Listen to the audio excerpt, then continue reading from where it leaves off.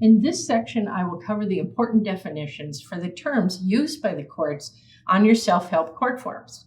The first one is dissolution of marriage, which simply is the same as divorce, and it's just the legal term for Minnesota. Then there's the term initial pleadings. You're going to hear that used throughout. And initial pleading simply refers to the starting documents in order to start your divorce. And it generally consists of the summons, the petition, certificate of representation, and confidential information form. That's what needs to be filed initially, along with an affidavit of service. There's a bunch of little documents, but we'll be going through them. So then the next definition is petitioner. And petitioner simply means the person who is initially filing for the divorce. And so likewise, the next term, respondent, is simply the person who is receiving the divorce from the petitioner. And this changes when it is a joint petition, meaning the parties are doing it together, and so respondent now becomes co-petitioner. And so it's just petitioner, co-petitioner, and those are the terms to refer to, so the court knows who is who. And then the next term is summons. And the summons is the document that is prepared that puts the other party on notice that we're filing this lawsuit for a dissolution of marriage against them. It gives them the statutory notices, like the fact that they have 30 days to respond, and if they don't respond, you only have to wait an additional 21 days and you can default against them. And so the summons is really important. Not only should you fill it out, that form, but make sure you read it, because you're going to be held to those statutory notices also. Then the next form is the petition, and I've been talking about the petition. Understand that the petition gives the court the basic facts of your marriage that it cares about and the relief that you're requesting. So that's the petition, and it's the most important form of the initial pleadings, because basically it says what you have and what you want the court and how you want it decided. So that's petition. Next is the caption. So the caption is simply the top part of each court form.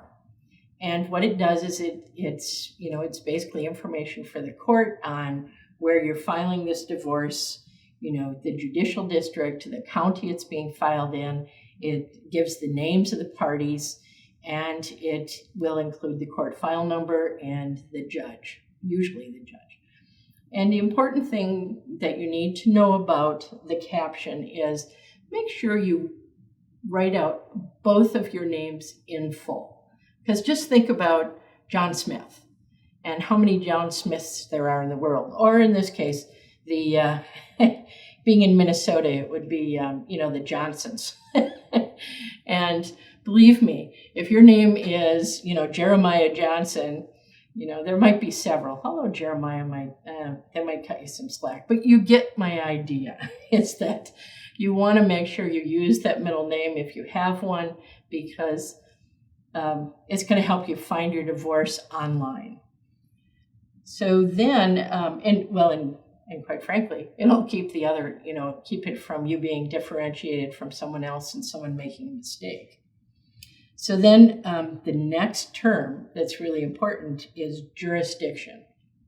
Now, all divorces in Minnesota have their jurisdiction in Minnesota. Minnesota has to have jurisdiction.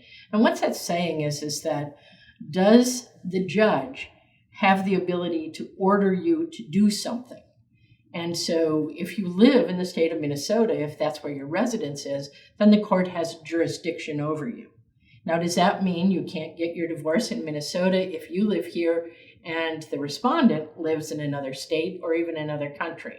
And the answer is not necessarily. It's just that that other person has to be willing to accept the jurisdiction of Minnesota. And when there's minor children and the children live here in Minnesota, it does give the court jurisdiction over you in some cases. I know I don't want to get into the weeds on this, but jurisdiction is important to the court, and you have to say that the court has jurisdiction over the parties. So then the next legal term is venue. Now, venue just means the convenient forum. And so what they're saying there is they want to know that you filed this in the right county in Minnesota. And so if the parties both, if one lives in Hennepin County and one lives in Anoka County, then actually the venue could be either Hennepin County or Anoka County. It's where either of the parties live. And, but you wouldn't want to be bringing your divorce in Wright County, because Wright County would go, wait a minute, neither of them live here in Wright County. And so unless there's special circumstances, generally venue has to be where one of the parties lives. And there's some folks that, hear things about various venues, like Anoka County is, better for women. And, I don't know. There's thousands of cases filed every year and thousands of different ways the courts handle them. So I think you should just, make your decision based on where one of you live. And if you can do it by agreement of the parties, all the better. Then the next term is pro se.